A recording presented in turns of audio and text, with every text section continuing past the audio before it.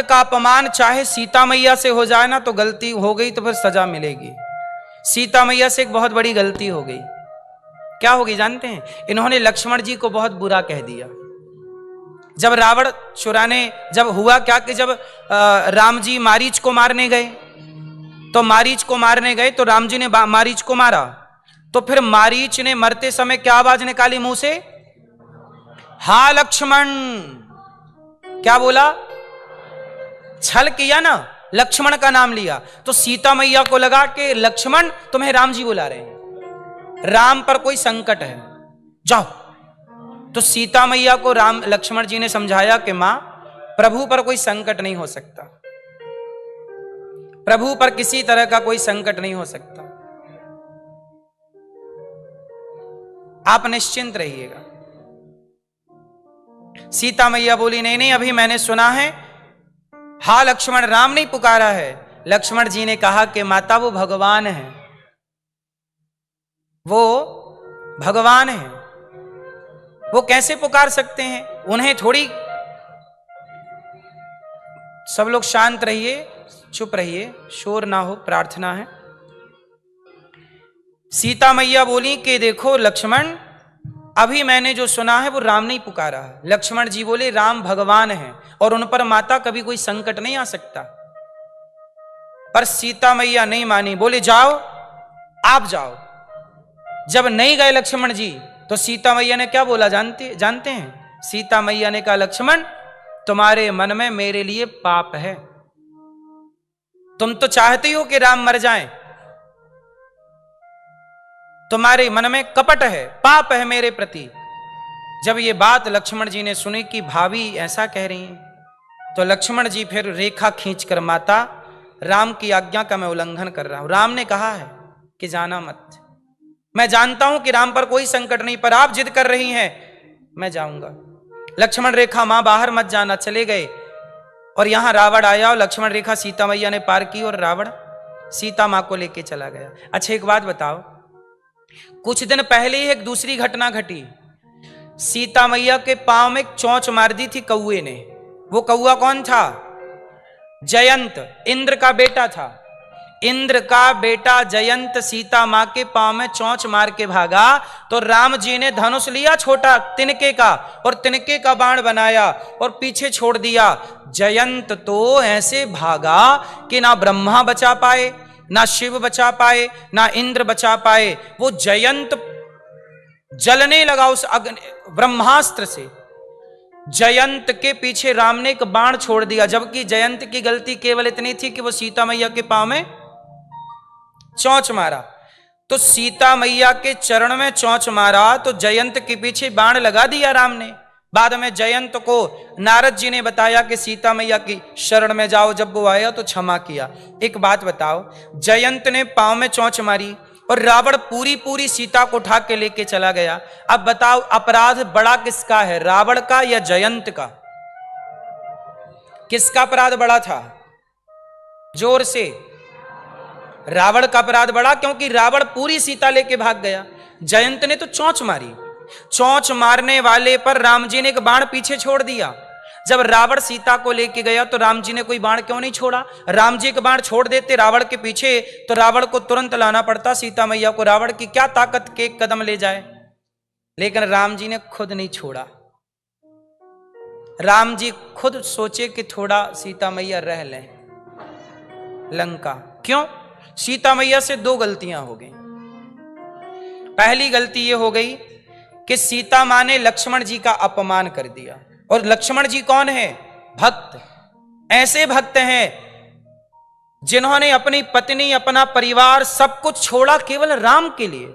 लक्ष्मण का क्या स्वार्थ था बताइए? लक्ष्मण जी का, उन्होंने तो अपनी पत्नी छोड़ी ना, उनका तो वनवास नहीं था, लेकिन राम के लिए उन्होंने इतना बड़ा त्याग किया।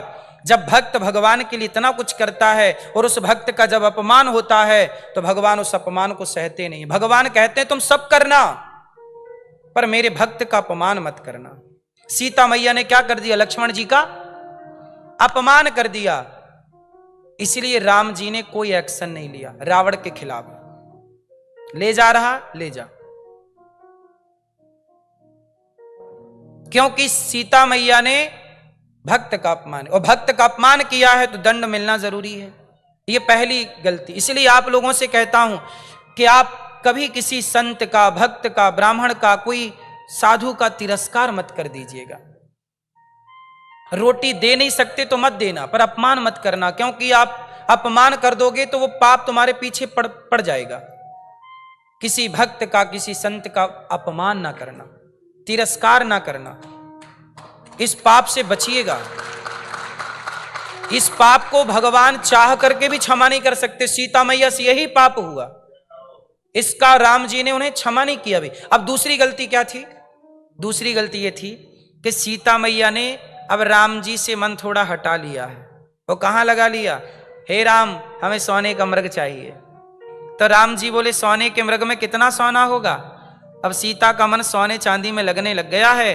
तो राम बोले जब सोने में मन लग ही रहा है तो कुछ दिन के लिए सोने की लंका ही भिजवा देते हैं, देख लेना जी भर के। इसलिए सीता मैया को सोने की लंका भेज दी। इसलिए आपने देखा नहीं, जयंत पर राम जी ने तुरंत एक्शन लिया, पर रावण पर राम जी ने कोई एक्शन क्यों नहीं लिया? कारण था। अब और आगे चलो। अब यहां एक बात बताओ कि रावण ने जिन सीता मां को चुराया वो असली सीता थी या नकली? क्या थी? वो छाया सीता थी। असली सीता कहां है? असली सीता कहां है? असली सीता का वास अग्नि में है। और वो जो सीता है वो कौन सी सीता है? वो छाया सीता, जिनका नाम है वेदवती। वो कौन सी सीता है? वेदवती नाम की एक स्त्री थी जो भगवान राम को पति रूप में चाहती थी। तो कुछ टाइम के लिए उन्हें पत्नी होने का गौरव मिला और छाया सीता वही बनी। तो रावण जिनको ले, अच्छा सीता भी नकली थी और सोने का मृग भी नकली था, तो नकली नकली पे ज्यादा आकर्षित होता है। तो नकली सीता नकली मृग में आकर्षित हो गई, असली सीता तो थी नहीं वो। तो अब रावण लेके चला गया। जब रावण को राम जी ने मारा तो क्या हुआ कि अग्नि परीक्षा हुई। वो अग्नि परीक्षा नहीं थी, वो सीता जी की क्या थी? वापसी थी, अग्नि में थी। तो फिर ये जो छाया सीता जो बनी, इनका नाम था वेदवती। इन्होंने कहा कि प्रभु मैं आपकी पत्नी तो बनी, पर जितने दिन पत्नी थी आपसे दूर थी रावण के पास, मैं आपको पति रूप में कब पाऊंगी? तब राम जी बोले कि मैं आपके लिए कलयुग में आऊंगा। तो वही वेदवती इस कलयुग में पद्मावती बन करके आई, और पद्मावती के लिए भगवान ने एक अवतार लिया। कलयुग में एक अवतार, जानते हो एक कथा? कलयुग में तिरुपति बालाजी का नाम सुना होगा, जिन्हें वेंकटेश भगवान कहते हैं, तिरुपति बालाजी। तो पद्मावती माता के लिए भगवान ने श्रीनिवास का अवतार धारण किया। श्रीनिवास के रूप में। ये तब की घटना है जब भृगु जी ने भगवान की छाती पर लात मार दी। आपको पता है एक बार भगवान के छाती पे किसी ने लात मारी थी? किसने मारी? एक भृगु ऋषि ने लात मार दी। तो छाती पर लात मारने से भगवान का तो कुछ नहीं बिगड़ा। भगवान ने तो चरण सहलाते हुए कहा, भृगु जी आपके चरण बड़े कोमल, हमारी छाती बड़ी कठोर, चोट तो नहीं आई। पर लक्ष्मी जी को बुरा लग गया। लक्ष्मी जी यहीं रहती है ना भगवान के। लक्ष्मी जी कहां रहती हैं? भगवान के हृदय में। सोचिए भगवान इतना प्रेम करते हैं अपनी लक्ष्मी जी से, आपके पति करते इतना प्यार? लक्ष्मी जी सदा उनके भीतर रहती हैं। और पांव लगा तो भगवान नारायण को तो कुछ नहीं हुआ। लक्ष्मी जी बोली तुम तो लातें खड़वाते हो, हमको लातें पड़वाते रहते हो, हम चली। लक्ष्मी जी गुस्सा होके चली गई। और गुस्सा होके जब चली तो भगवान लक्ष्मी जी को मनाने गए। तो मनाने जब गए तो लक्ष्मी जी तो मान गई, लेकिन वहां पद्मावती मिल गई। और पद्मावती से धूमधाम से भगवान श्रीनिवास जी का विवाह हुआ।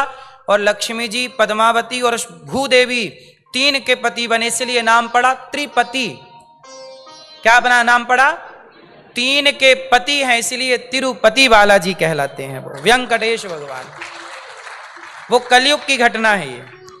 तो भगवान का राम जिन सीता मां को रावण चुराया, वो सीता मां कलयुग में पद्मावती बनी और उनके लिए भगवान श्रीनिवास बने, और आज तिरुपति बालाजी में उनकी ही पूजा है, श्रीनिवास जी की। वहां लक्ष्मी जी भी हैं, उनकी 3 पत्नी वहां पे विराजी हैं। बोलो हाँ।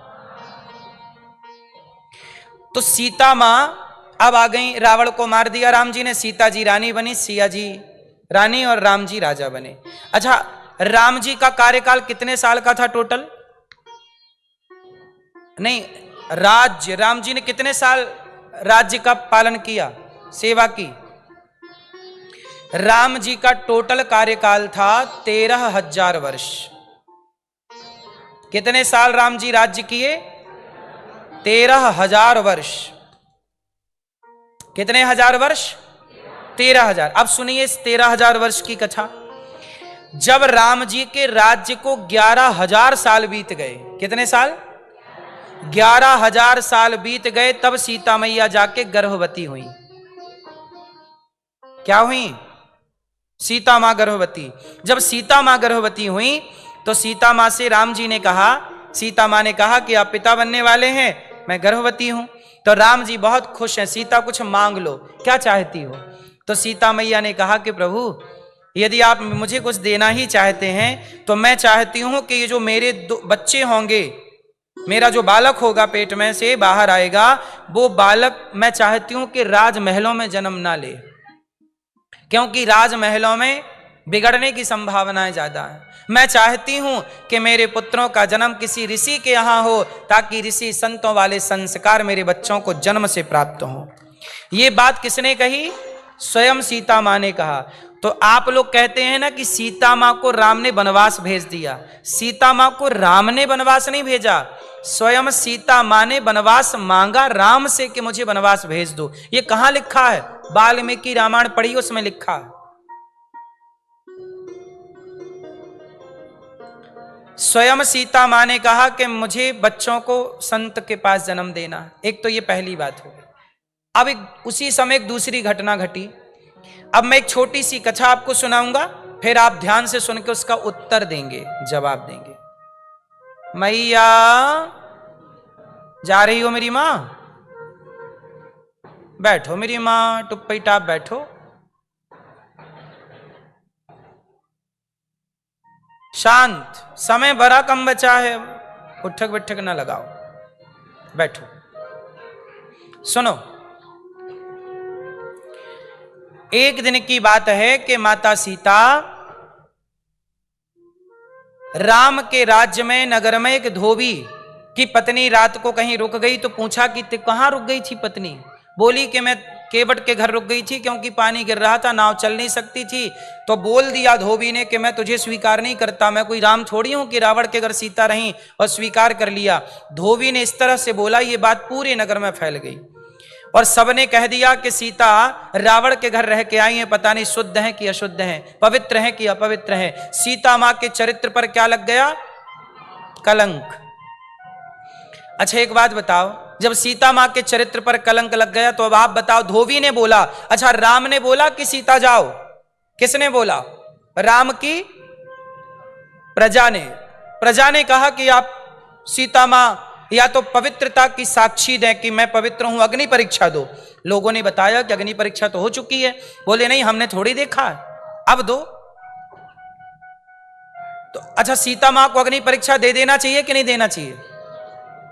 उत्तर, नहीं देना चाहिए। चलो ठीक है, नहीं देना चाहिए, नहीं दी, फिर क्या करना चाहिए? अब आप कहते हैं कि धोबी ने कहा। केवल धोबी ने नहीं कहा, धोबी जैसे तमाम हजारों लोगों ने कहा। कानाफूसी चालू हो गई, सारे नगर में हल्ला हो गया कि पता नहीं सीता कैसी है, पता नहीं सीता कैसी है। अब ये बताओ कि आपके पूरे मोहल्ले में ये चर्चा हो कि पता नहीं ये महिला कैसी है, पवित्र है, आपके चरित्र पर उंगलियां उठने लग जाए, तो क्या आपका उस कॉलोनी में, उन लोगों के बीच में मन लगेगा? उस समाज में आप रह पाओगे जिस समाज को आप पर भरोसा नहीं है? सीता रानी है और रानी मां होती है, राजा पिता होता है, और सीता की प्रजा कह रही है, प्रजा पुत्र की तरह होती है। अब आपका बेटा ही कहने लग जाए कि मां पता नहीं तुम कैसी हो, तो उस बेटे के साथ आप कैसे रहोगी, जिस बेटे को आपके चरित्र पर ही भरोसा ना हो? तो सीता मां ने कहा कि अब इस प्रजा को मैं अग्नि परीक्षा दे भी दूं और अग्नि परीक्षा में पास भी हो जाऊं, तो अब इन लोगों के साथ रहने में मन लगेगा? सीता मैया ने मन में सोच लिया कि अब इनके साथ नहीं रहूंगी। अच्छा, इस सिचुएशन में राम को क्या करना चाहिए? राम ने जो किया, सीता मां को वनवास भेज दिया, चूंकि उनकी इच्छा थी, महर्षि वाल्मीकि जी के आश्रम में। अब बताओ, लोग कहते हैं कि राम ने पत्नी को वनवास भेज दिया। अरे राम को वनवास भेजना होता तो राम उसी दिन ना भेज देते जिस दिन रावण के यहां से आई थी। 11,000 साल घर में काहे रखते, और गर्भवती क्यों होती फिर सीता मैया? इसका मतलब है कि संदेह राम को तनिक भी नहीं था। संदेह किसे था? समाज को, लोगों को। लोगों के, अब आप कहो कि कैसा पति है? लोगों के कहने से पत्नी को कौन छोड़ता है भाई? सुनो, आपका पति लोगों के कहने से आपको नहीं छोड़ सकता, लेकिन राम सामान्य व्यक्ति नहीं, राम एक राजा है। और राम ऐसे राजा हैं, उस जमाने में भारत में लाखों राजा थे।